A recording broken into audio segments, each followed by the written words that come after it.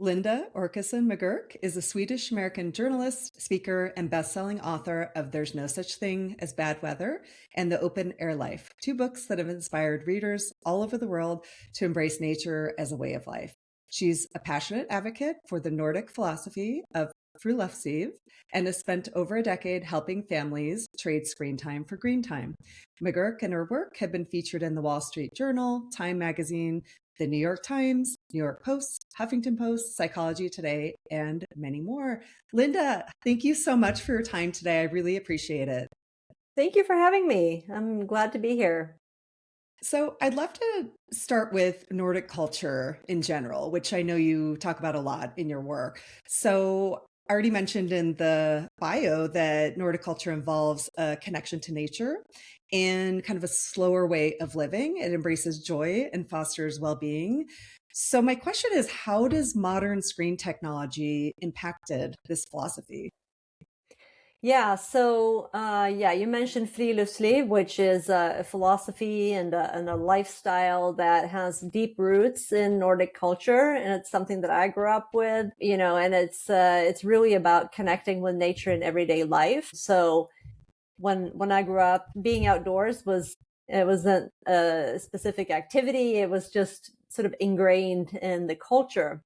So Yeah. we were outside all the time playing both at preschool and at home. And we'd go hiking and camping in the summertime, skiing and ice skating and sledding and so on in the wintertime. And still my parents never considered themselves being, outdoorsy. They were just being Swedish. Yeah. Yeah, so it's very much part of the culture. And it's non-motorized, it's non-competitive, this Hmm. friluftsliv culture. It focuses on finding joy in nature, and it is still very strong, I'd say, here in Sweden. But having said that, I do think that this culture is being challenged by the rise of electronic media and especially when it comes to children. I mean, I've seen this sort of happen. I think maybe less so than in other places like in the US, but I do think it's hard because it's harder for nature to compete with children's attention these days because Yeah.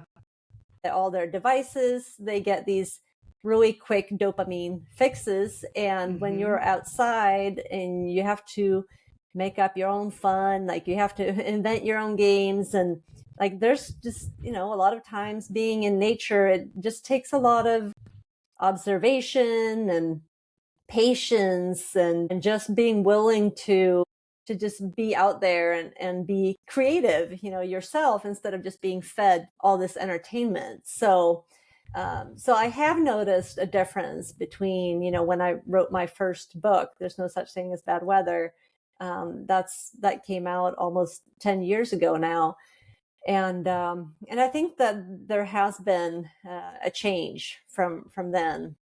And um, I do think that we have to be vigilant here too, because I think we've taken the friluftsliv culture for granted here. Yeah. We're so used to, we seeing ourselves as a very outdoorsy people that I think this whole screen issue just kind of snuck up on us. And now I would say it's like the number one parenting challenge that I hear people talk about here as well.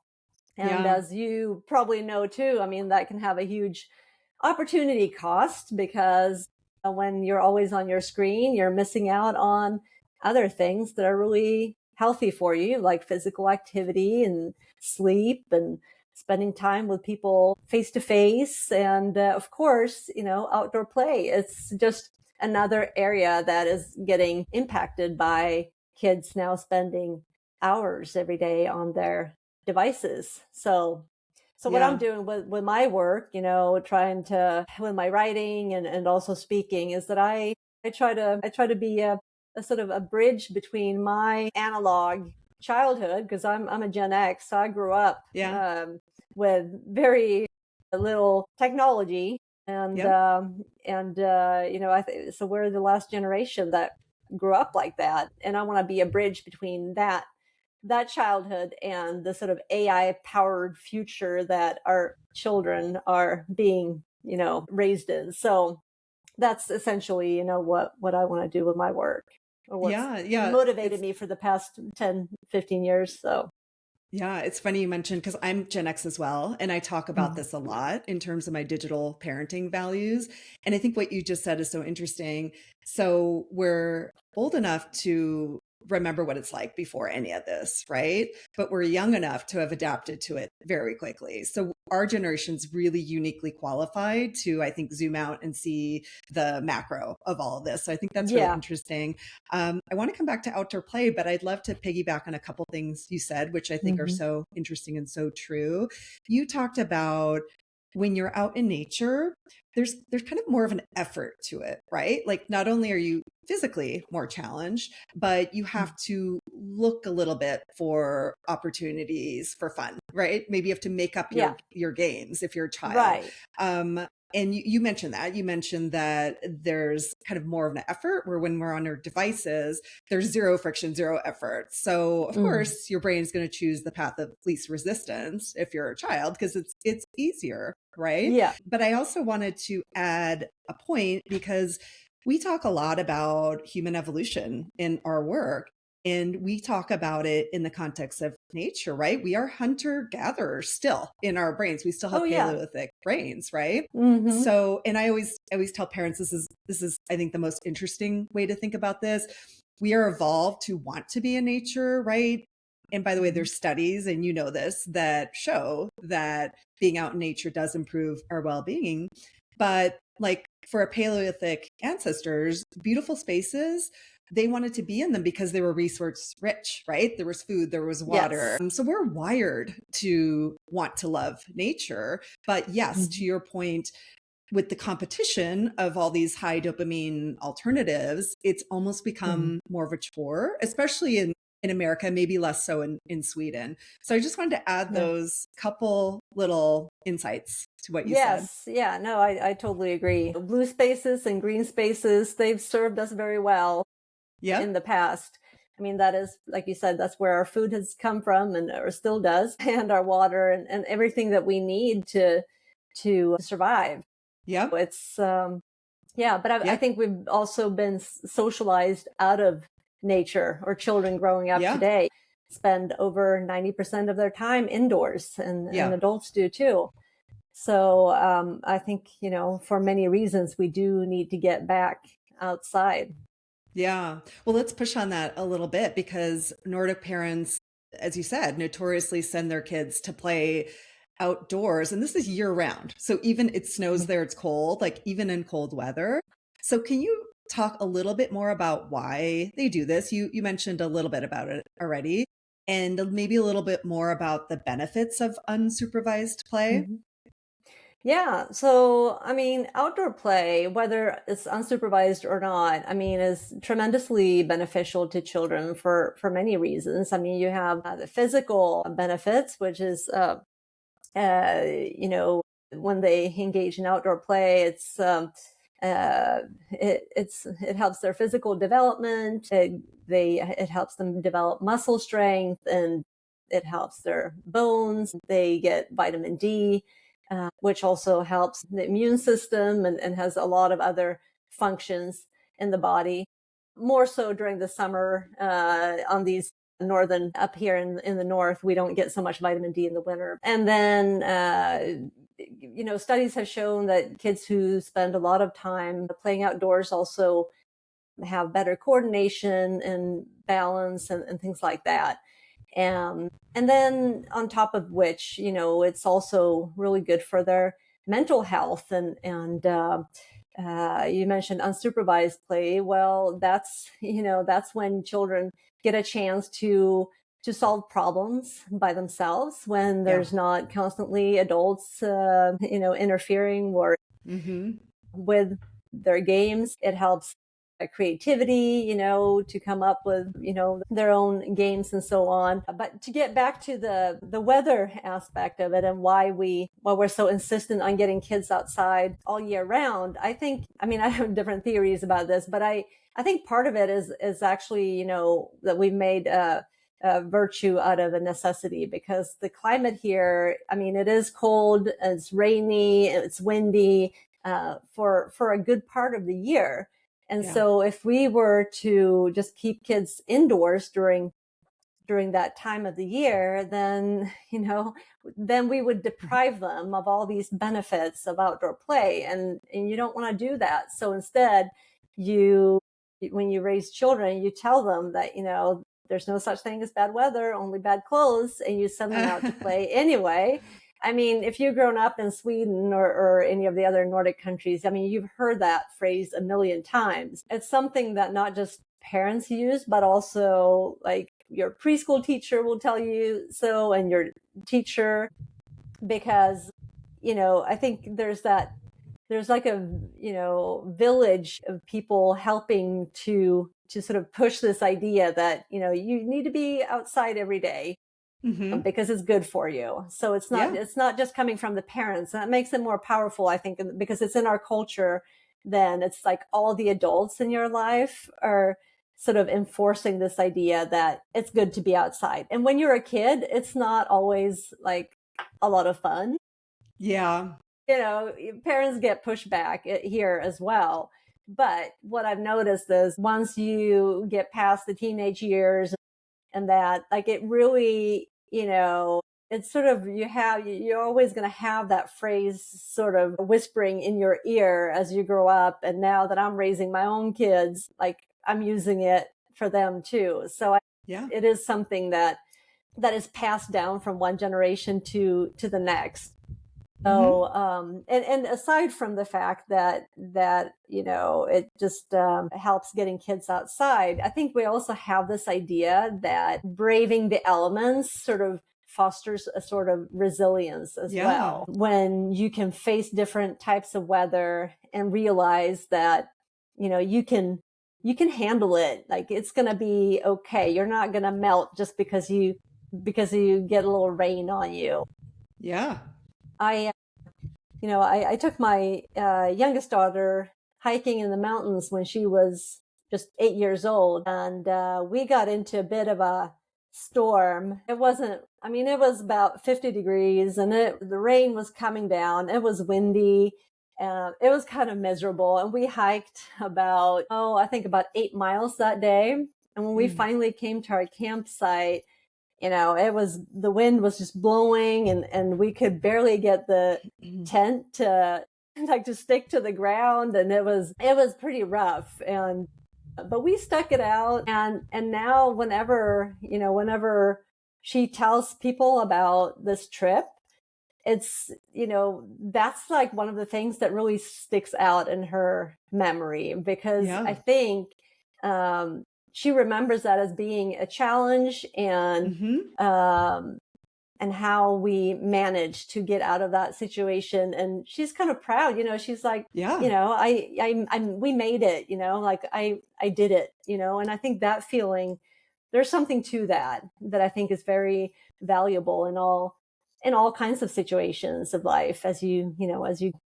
Yeah, it's so funny. As you were talking, I wrote down the word resilience and then you happened to cover it.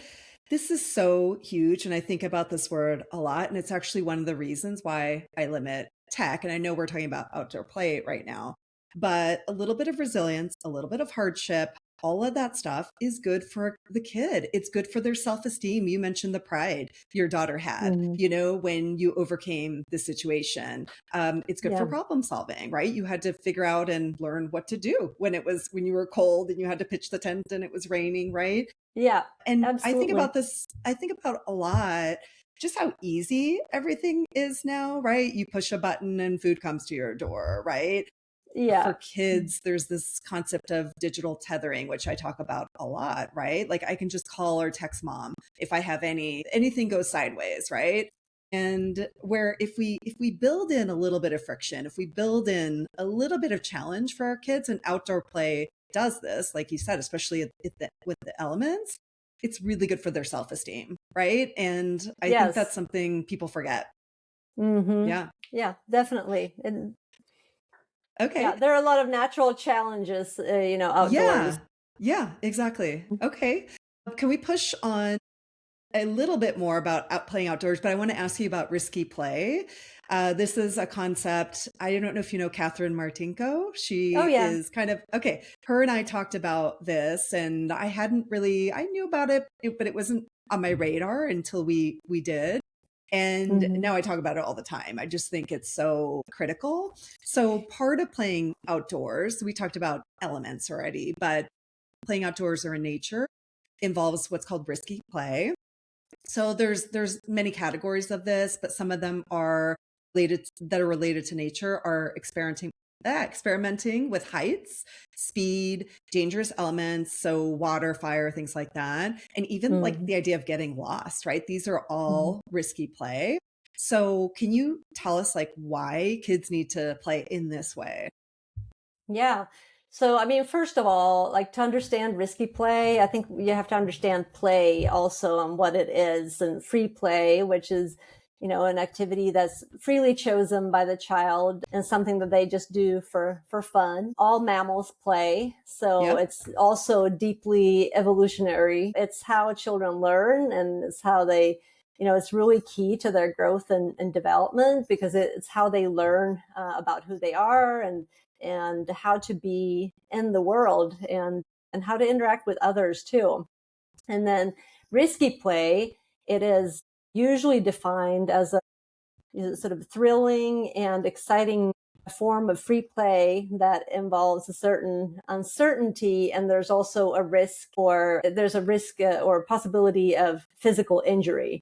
Yep. So it's not the same thing as a hazard. Those two are different, because a risk is something that a child could reasonably foresee. So they know if they try to walk across a creek on a slippery log, that they know there's a risk that they might slip.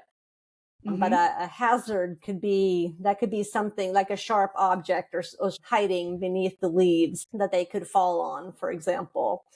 So what risky play is, and you mentioned a few: heights, speed, high speeds, dangerous elements, getting lost. It's actually, yeah, that's like unsupervised play. So it doesn't necessarily mean like literally getting lost, Yes. but Like hide and seek is an example. Hide and seek. Yeah. right, yeah. Or playing without, your parents being nearby. Yeah. And there's also impact play, where you, throw yourself on the ground, and so on, rough and tumble play, and a few others. So the thing about risky play is that it really challenges the child to problem solve, and to think critically, and to develop like executive functioning skills, which are really key later in life too. So it's all about being able to plan your path. So if they're, for example, if they are climbing a tree, for example, Mm-hmm. which is that would be heights then. Yeah. So they have to like carefully plan their way up the tree. I mean, there are so many different skills at play that you might not think about. Like they have to carefully weigh the risk of, a branch not being strong enough to hold up. Mm-hmm. They have to plan their way up, uh, and really think about how to do it. They have to judge, make different judgments about, how high can I go? Like what's Yeah. safe and what would be unsafe. Mm-hmm. Those kinds of calls that they really have to practice this to get good at it. It's like I think we live in a very risk averse culture now. Yeah. So I think people or parents are trying to protect their kids at all costs, because I Mm-hmm. mean, and I understand that in a way. I mean, we are of course wired to protect our progeny, and it's a good thing to a point. But when we overprotect children or bubble wrap them, then they don't get a chance to make these calls themselves. And if they don't get a chance to do that, they're not going to learn. I mean, it's just some things you just have to experience by yourself. And I can take another example. So with my kids and downhill skiing, for example, Mm-hmm. it's something that we've done since they were little. And like it doesn't matter how many times I tell them, don't go so fast, be Yeah. careful. Like, you're going too fast, you might fall and hurt yourself. They do not listen to that. They actually No. have to fall and Yeah. experience that and maybe hurt a little bit and then get back up and then learn from their own experience. There's just no substitute for that. Yeah. Yeah. That's a natural consequence, right? Yes, It's not, exactly. that's something we can't teach. Right, Yeah. right. Yeah. Yeah. And I think it teaches them to also to experience like a little bit of fear, but and Yeah. learn to cope with that without panicking. Yeah. They Yeah. get that adrenaline rush and the uncertainty, and they might even have like little failures and they learn that that's okay. And then they can, that they can go on and overcome that. And I think that, that's really key to learning resilience. Again, I keep coming back to that, but Yeah. it's such an important skill to have. I mean, they say that's even more, it's a bigger predictor of success in life than both IQ and high grades. So, Yeah. Yeah. grit, you really Resilience. got to instill grit. Yeah. Resilience and confidence. Like when I heard you Mm-hmm. talking about this, I was thinking a lot about self-confidence as well. And you're absolutely right. I've been talking about this a lot with AI coming and kind of what skills are going to matter. And even the leaders of AI companies, yeah, of course, they talk about AI literacy as kids get older, but they talk about soft skills, which is what we're Mm. talking about, right? Yeah. Flexibility, durability, like, and then there's the social emotional stuff. Like, can you be a Mm. good communicator? Can you work with teams? Like things like that, right?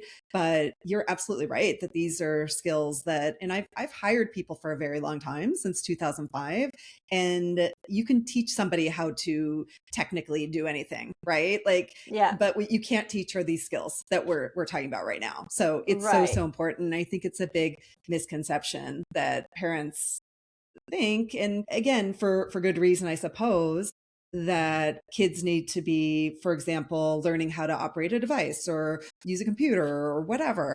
And I would argue that a baby can operate them, first of all. A baby can operate an Yeah. iPad. So this is like something they can learn very easily. Yeah. But that also, these are not the skills we're going to need. And things are going to Right. change really quickly in the next like few Right. years. So That's the yeah. thing. I mean, Steve Jobs obviously didn't have an iPad growing Yeah. up. He still invented, those Yeah. things. Yeah.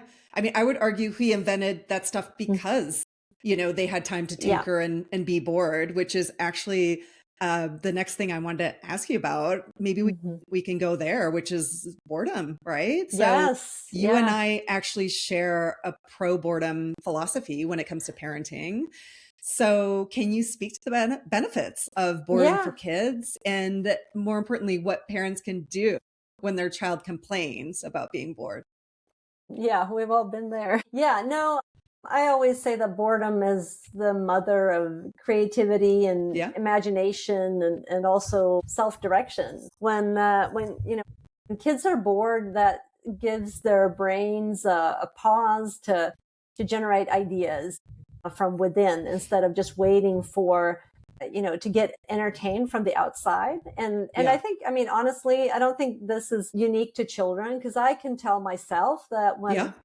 when I go for a walk and I don't have any other stimulation, that's usually when I come up with a lot of ideas and even Yeah.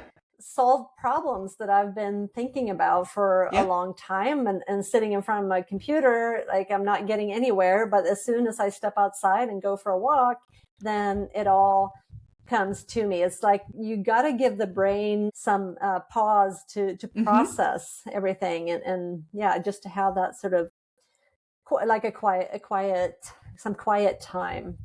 Yeah. So I think bored child is sort of at this threshold of agency, and like there's something is just waiting to happen, and if we just sort of swoop in there and offer screens or activities or solutions, then we kind of steal that moment. So Yeah. I think it's really beneficial to, if you can try and just like stay in that moment, and I think I think we need to learn to think of it differently. When a child Yeah. says, I'm bored, then we immediately think that oh my God, that's a problem. Right.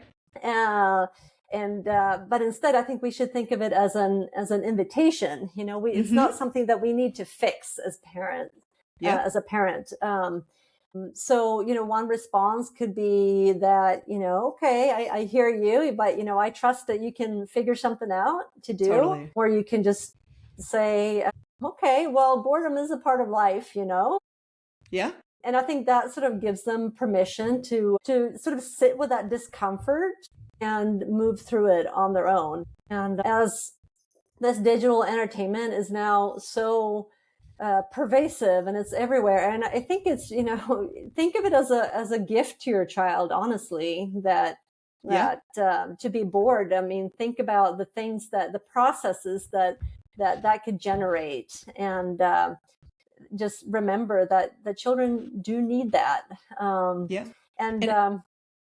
Sorry. I was just going to say what you said is so key, which is they are wired to also be able to figure it out. Like, it's a little painful maybe for a few minutes, or I don't know how long the amount of time is, but the kids know how to play, and they know how to figure things out if you just let them, if you just let it be. Like, that's always my advice to parents, and I think you're saying the same thing, is they have to just sit in it, and I really like what the phrases that you used, and the idea of reframing it as an opportunity, which is what it is. So sorry, I interrupted you. Were you going to add?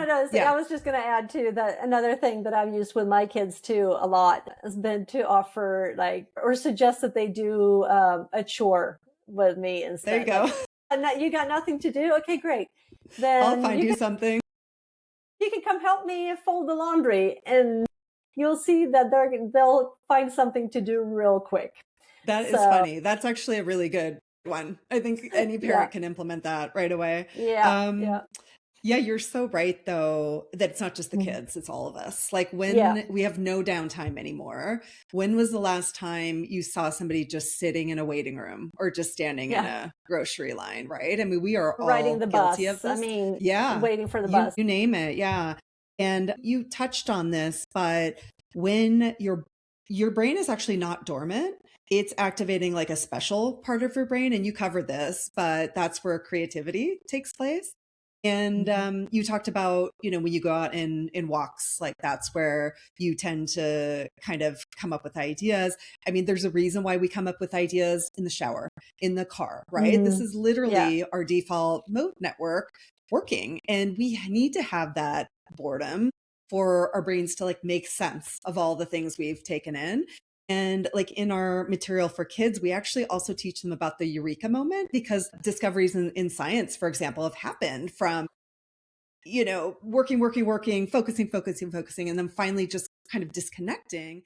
And then that's where the discovery kind of comes into fruition. Right. So it's so important, but it's also can feel painful. And because we also cover, the brain science of dopamine and the pleasure pain balance from Dr. Anna Lemke's work, right? And boredom is on the pain side of the pleasure pain balance. So I get that parents want to rescue their kids from it, because the kids probably literally feel I'm in pain, right? But if we reframe it and they understand that this is just something that, like you said, it just is, we have, sometimes we're stimulated, sometimes we're bored, right? Then that, I think, takes the edge off of that feeling. And again, goes back to discomfort. It's okay to experience a little bit of discomfort, right? Like, this is something that builds resilience, which we've talked about a lot. Right. Yeah. And I do think it's something that kids need to practice. I mean, I can usually tell with younger kids, because I've been taking kids outside for a long time, especially when my own kids were younger and they would have friends over. I could usually tell which kids had spent a lot of time outdoors and which ones were not used to that kind of creative play, because they would not know what to do with themselves outdoors.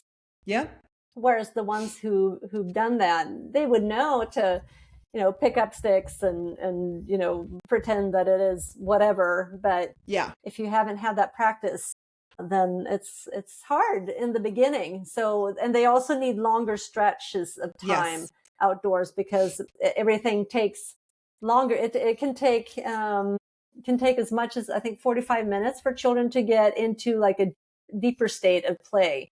Okay. So I think Yeah. it's important for them to be outside for longer Yeah. stretches of time. It's so funny. I have a joke where I say like I torture my kids with boredom.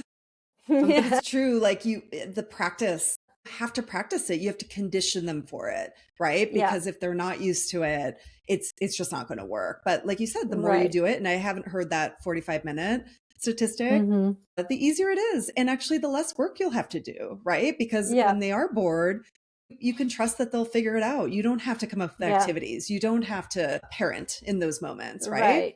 Right. So it's actually easier for everyone if you just Yeah. kind of put in the effort. I think the screens, they become a little bit of a security blanket. It's like it helps temporarily because you tend to panic if your child is complaining about being bored and you swoop in with a screen. But then the next time, your child gets bored, then that is going to create this feedback loop Yeah. where, instead of breaking that cycle and getting Yeah. them used to working out the issue themselves, then they learn to trust that you're going to come in and save them. And I think that will create a bigger problem in the long run, because then they're never going to be satisfied with that screen time. So you're going to have to like add more and more and more, instead of them actually working through their discomfort and learning how to do that. That's going to be a lot more helpful for you as a parent. And not to Yeah. mention, all the benefits for the child too. Yeah. And self-regulation, right? And Mm-hmm. I'm sure you've heard the term, we kind of talk about this idea of the digital pacifier, right? Anytime you're Yeah. bored, anytime as a adult, if you're anxious at a party, just look at your phone, right? Mm, But we're not learning to self-regulate, right? If we're right. constantly doing that. And I mean, no, I don't want to dig on people that use actual pacifiers, but when you use an actual pacifier, you know that when it's time to be done with it, it's a very, very difficult transition, right? Because Yeah. you've gotten used to that being the way to regulate yourself. So to me, I think there's a lot of Mm, analogies there when we're using it as a way to soothe ourselves, right? And right. boredom's Right. one of those, but there's plenty of other moments like that in a Yeah. child's life. So, okay, so I would love to get to the changes that are taking place in Sweden right now. So, as we know, well, many of us know, Sweden initially embraced digital technologies in childhood. But, and this is according to your article, actually, by 2018, two-thirds of 9-year-olds had cell phones, 97% of 12 to 15-year-olds were on Snapchat. So then in 2024, Sweden's public health agency began implementing significant changes. And 2025 data has started to roll in and we're seeing some shifts. So can you talk through the changes and the benefits so far? Yeah, so 2018, that was the year when I moved back to Sweden after living in the US for 15 years. And I was actually shocked to see all the changes that had happened in Sweden, because being a country that is really prides itself on being close to nature and being like really uh, pushing the idea of outdoor play in childhood. I felt like screens had taken over almost everywhere. They were even in classrooms and even in the preschool, which we have universal preschool here in Sweden, and Mm-hmm. that was even digital tools were even mandated in the national curriculum for the preschool at that point. So my kids started school and all that, and the by the time when my oldest daughter, she was in 5th grade, and all the other kids in her class had Snapchat. And I was shocked. I mean, Yeah. not even like in the US had that happened. So the pressure was immense to give her Snapchat as well. And I was the last holdout, but eventually It was like I couldn't do it. They had like this class group and she was the only one left out. And this is, I mean, Yeah. I'm sure you know, this is the biggest problem for Yep. parents wanting to delay social media and smartphones for their kids, is that they don't want their children to be ostracized and being the Sure. only ones left out. So, so there were some researchers and some influencers too who sort of sounded the alarm, but Mm-hmm. nothing happened. For several years, there were no guidelines from the Public Health Institute. Um, but then, with a new government that came in 2022, something started to change. They actually started to talk about how, maybe the digitalization of the school went a little too fast, and maybe it wasn't founded on sound research and so Mm-hmm. on. And then in 2024, now the the Public Health Institute actually issued its first ever screen time guidelines. And, Mm-hmm. uh, for the first time, there actually started being some public debate about screen time and what types of screen time are, what kinds of screen time are there, and are some worse than others, and what about social media, like what's that doing to our kids. Mm-hmm. And these guidelines, which they were kind of similar to the ones in the US, for the Academy of Pediatricians, American the Academy American of Association Pediatrics. Academy of Pediatrics, AAP. Yeah. Um, yeah, so it was they were kind of similar to those. And for the first time, that gave parents something tangible to refer to, when they were talking about this with their children. I mean, at least, Yeah. the older ones, they could reference these guidelines and say, well, the Public Health Institute, they actually don't think this is good for you, and I'm just Yep. doing this, we're just sort of following these guidelines. So that was really good. And then there were some parents too who felt empowered to start organizations. So we started to see some parents who were really like pushing the idea to delay smartphones and social media, and starting websites where you could sort of sign up to commit to delay the Mm-hmm. introduction of social media and screen time. And these initiatives, they kind of spread across the country. So what that did was that it sort of started normalizing delaying Yeah. and having some restrictions on screens. And now we're starting to see some results of this, and because in the last report that came out on children's media use, that came out just now this fall in Mm-hmm. 2025, we saw that among 9 to 12-year-olds, the daily use of digital devices has actually decreased by 40 minutes per day since Mm-hmm. 2022. And this is huge. And there was a decrease also in the other age groups. But I think this was the biggest decrease, and that's the first time that's actually decreased. So, we can see the results now. And then Yeah. also that the share of 9-year-olds that don't have their own phone has almost doubled as well. And also that social media use among children under the age of 13 has Mm-hmm. also decreased. So, Yeah. what this is showing is that parents are becoming more concerned about the effects Yeah. of smartphones and social media on their children. And there's momentum now, because Yeah. there's a movement, and you're seeing other parents, getting concerned as well. And the government now is also backing this idea, which is huge, I think. I mean, so you have all these forces sort of coalescing at the same time. I think that's been really key, that it's been coming from different directions, and they kind of reinforce each other, I think. Yeah.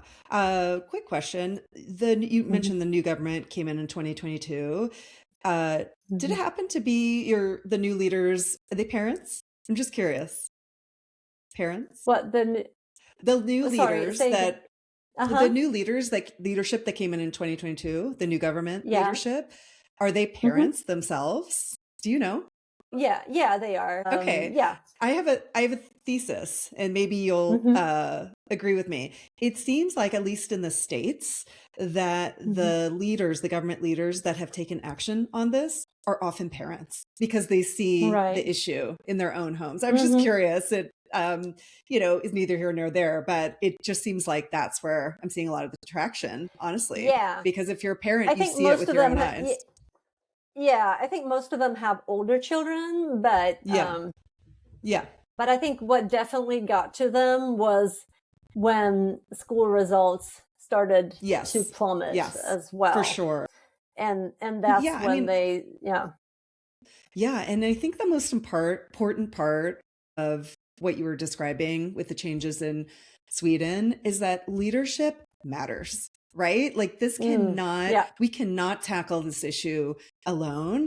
And there are many other countries that are taking leadership on this issue, like most famously Australia, right? Just came out with the Hmm. 16 plus for social media.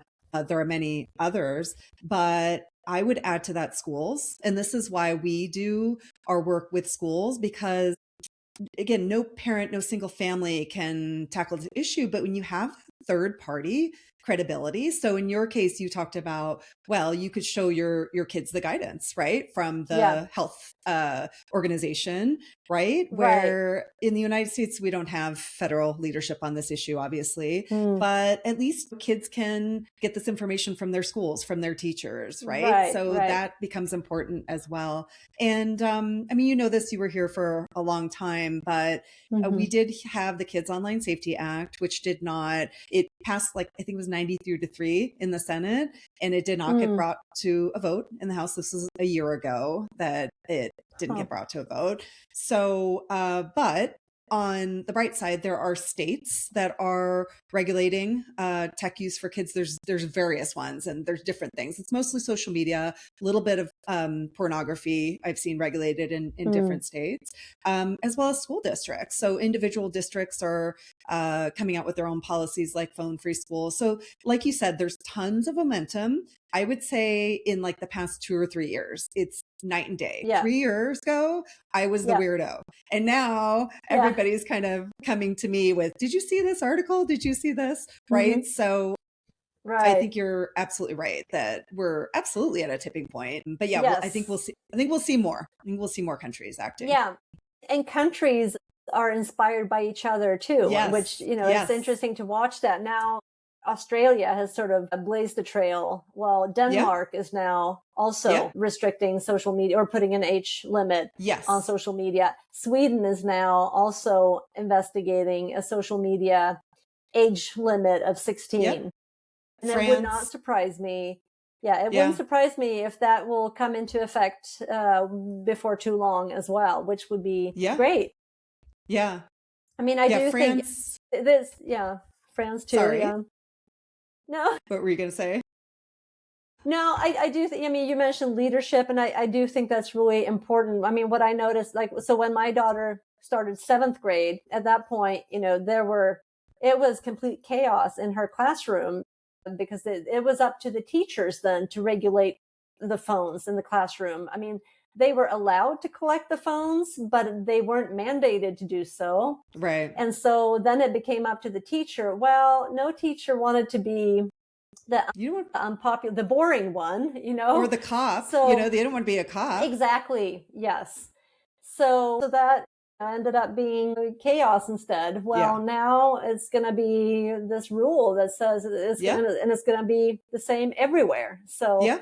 no Yeah. single teacher has to sort of take that hit, which is nice. It takes the pressure off of them, and they don't have to run around being phone police. Yeah. They can actually Yeah. focus on teaching instead. Yeah, it puts us all on the same playing field, right? So that's Yeah. super important. Well, let me ask you, the last thing I do want to ask you about is tech use in the classroom.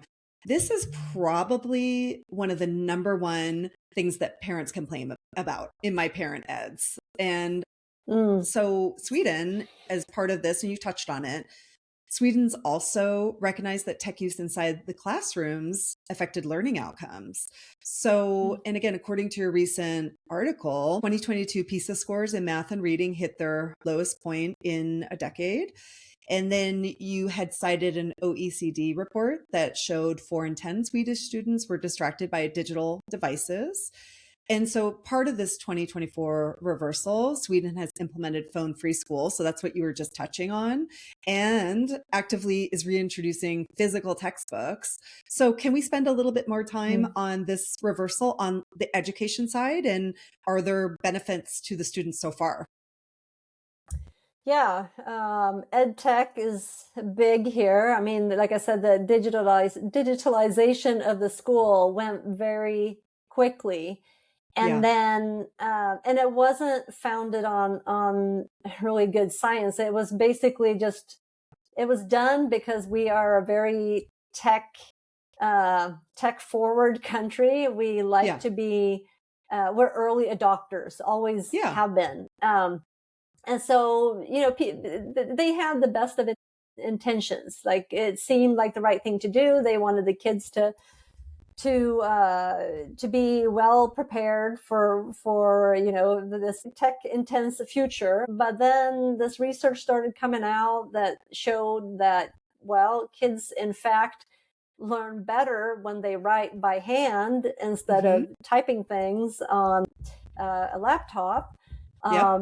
And then also like the PISA results, you know, in 2022, that's when the minister of schools at the time, she actually went out and acknowledged that this digitalization had been a big experiment.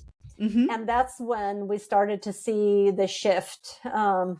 So in the years after that, they gradually started to tighten the rules for phones in the classrooms, for example. So as a first step, they allowed the teachers to take to ban the phones from the classrooms. But then it was still sort of up to each school how they wanted to handle it. And then it was allowed to have a phone, but only for educational purposes. Yeah. And then starting next year, we're actually going to have the nationwide ban and it's going to be from bell to bell. It's going to be through 9th grade. So it's not affecting high school. It'll still be allowed there, but through 9th grade at least. So, and I think the immediate benefit is going to be that I think there is going to be more conducive to learning. I mean, I know my daughter was like really struggling. Yeah. Because I mean, I think it you know, it's when you think about it, when you have people taking calls or playing games or just you know, messing around with their phones, I mean, it doesn't set the students up for success. And it's not just ruining the focus of the children with the phones, but it is affecting everybody in the classroom. So you know, there will be no more of that. And hopefully, you know, it will also lead to improved PISA scores. But I mean, it's too soon to say. Yeah. You know, time will tell. But Yeah. you know, I would think that it's going to help school results as well and grades. Yeah. Yeah. I mean, I'm not sure if we have national data yet on phone-free schools from any particular nation, but I know I see a lot of data from, I'm sure you're familiar with Yonder. So they're one of the leaders in the space. They make the pouches that the kids use. So they have endless data because they're able to kind of measure the before and after of phone-free. So that's one piece of it, right? And we know that just the presence of a device is distracting. So even if it's in a backpack, if they can get to it and they know they can get to it, they will be thinking about it. It's Sherry Turkle says we're forever elsewhere. I mean, that's true for all of us. But when you speak to, because I interviewed the CEO of Yonder, and he talked about like how quickly that compulsion loop breaks when you go to reach for your phone and it's in the pouch, you know you can't get to it. Your brain very quickly stops thinking about it. But you need, and I don't know if Sweden's doing this, you do need some form of self-finding in order for that piece to work. And then we have the ed tech and the laptops, right? And I could speak for an hour about this, but I'll try to be Yeah. brief. So my son's in 7th grade. They required a device. I was not ready to give it to him because they didn't have school issued. I don't know if Sweden has school issued devices or not, but his school did Yeah. not have school issued. So me as a parent, I had to buy him a laptop, and it was required for school. I spent 6 wow. hours locking it down, and it still is an incredible distraction for focus. And it's just not fair to tell them to get on a computer for math, and then YouTube is right there as well. Like no kid is able to self-regulate. And I get a little bit annoyed at, because I'm pretty sure this is a tech industry talking point. I mean, I've heard school administrators talk about, well, they need to learn how to regulate their use because this is a skill. And I always think, well, they don't have a prefrontal cortex. Like they're not ready to self-regulate. Like we have to give them the tools to be able to focus in school. And I've seen it with my own son. It's a nightmare. It's a game of whack-a-mole. I block everything, and then he'll find a new free video game site that I then have to block. And he has a reward-seeking brain. Many kids do. His brain just wants to go to that video game, right? He doesn't want to pay attention to whatever else is going on that screen. And I think the older you get, the easier it gets. So I will say by high school, definitely junior, senior year, it's a little bit better, but definitely for middle school, very challenging. I don't think those kids are ready. So best practice for me is phone free with a self-binding strategy. And then if you have to introduce the device, which I don't think is necessary, but let's say you have to, right? It's locked down by the school. Now you can use Guardian is, I think, the best, most adopted, right? Where the school is locking it down to school use. And the thing that's nice about that too, because I talk a lot about ownership and how kids shouldn't actually really own devices. Like we own them and they use them. So if it belongs to the school, that also sort of limits the amount that the kid might want to misbehave on it. So it's a huge issue. All parents complain about. They're all complaining about the distraction. And then the other thing they're complaining about is the homework.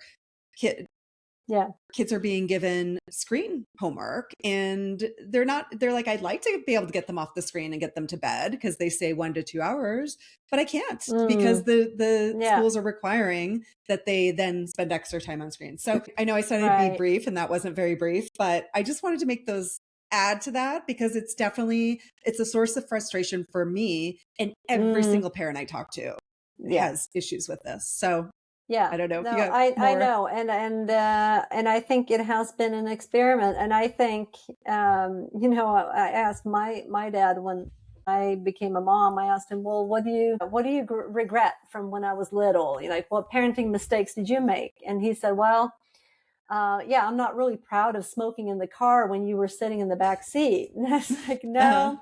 That probably wasn't real good. And I think when my kids ask me the same question, it's going to be the fact that you got smartphones as early as you did, because now, like, I regret that sorely. Yeah. I think it did things to I think it's affected their attention spans and more. And, but I can't go back. I still try to, I've always restricted the use, but I think there's been some damage done, actually. So, but the good thing is now my kids are 14 and 17. So we have a lot of, discussions about devices and social media and so on. And my kids both say that if they have kids, they're going screen free. They're not doing the same with their kids. So I think this has been a generational learning experience. I mean, we did our best, but it was hard because we didn't, I saw it from my own point of view, and I was learning alongside with my children essentially. Yeah. So that's the way it was. And and even experts like you, we all make mistakes, right? I make a ton of mistakes, and we're all just doing our best. And it's really not a fair fight. And that's like the one thing I would say to parents. There's so much guilt in this space, but the system is rigged against us, and we all just have to do what's best for our families. And I think you're right. And it's so interesting that you said your kids are already talking about not wanting to give it to their kids. They've actually surveyed Gen Z adults, and most of them agree with that. So they know it's Yeah. not good for them. And that's where I would Right. go back to, they need our help as parents, but we need help from leadership as much as we can, whether that's schools or hopefully our government. Yeah. So, Linda, thank you so much for your time. I was so excited to talk to you. I told you offline, but I'm constantly referencing Sweden does this, Sweden does this in when I talk about to parents and kind of how things could be done differently. So I'm glad we got to dive into that. And thank you again for your work and everything you do. Yeah. Thank you so much for having me. I enjoyed our chat. It was nice talking to you. Thank you.